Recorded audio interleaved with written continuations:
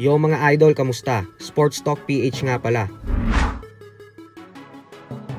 Ang banat ni Tyson Fury, pag-usapan natin yan mga idol.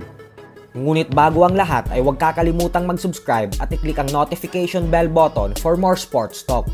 So bagamat nga po napakataas ng respeto ng mga aktibong boksingero sa ating pambansang kamao Manny Pacquiao, nang dahil sa pagiging isang legendary fighter nito, ay tila hindi nga po kasama ang kasalukuyang undefeated WBC Heavyweight World Champion Tyson Fury sa mga matataas ang respeto sa nag-iisang 8th Division World Champion ng boxing.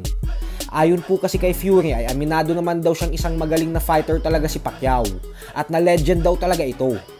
Subalit sa kasamaang palad umano ay tapos na ang professional boxing career ng ating pambansang kamao. Kaya naman wala na daw talaga itong pag-asang maging pinakamagaling na boksingero sa kanyang panahon.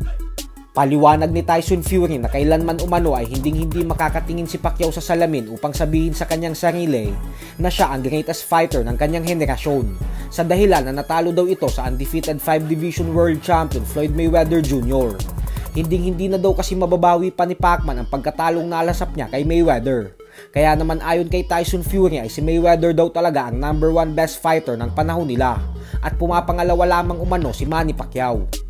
Sa kabilang banda naman mga idol ay madami nga po ang nagulat matapos mapag-alaman na tila natanggalan na naman ng titulo ang ating pambato na si former 3 Division World Champion Angas ng Pinas, General Casimero.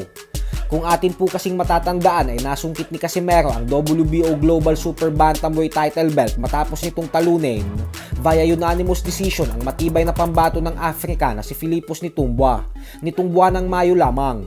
Subalit sa sumabog na balita nga po kahapon lamang kung saan nakatakdang magtuo sa December 18 sa Paranaque City ang undefeated top Pinoy prospect Carl James Martin at ang veteranong pambato ng Thailand na si Chaiwat Wakratok.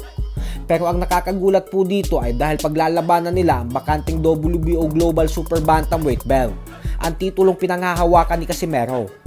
Hindi po natin alam kung natanggalan ba talaga si Casimero ng titulo o kaya naman ay kusa niyang ibinakante ang nasabing belt.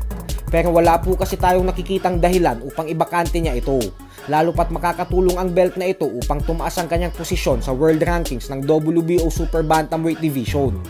Kung sakali man na natanggalan talaga siya ng titulo, ay pangalawang beses na po ito para sa WBO dahil alam naman nating lahat na tinanggal din sa kanya dati ang WBO Bantamweight World Title Belt na pinanghahawakan niya matapos hindi makasipot sa laban kontra kay Paul Butler sa ikalawang pagkakataon. So hanggang dito na lang po muna tayo mga idol.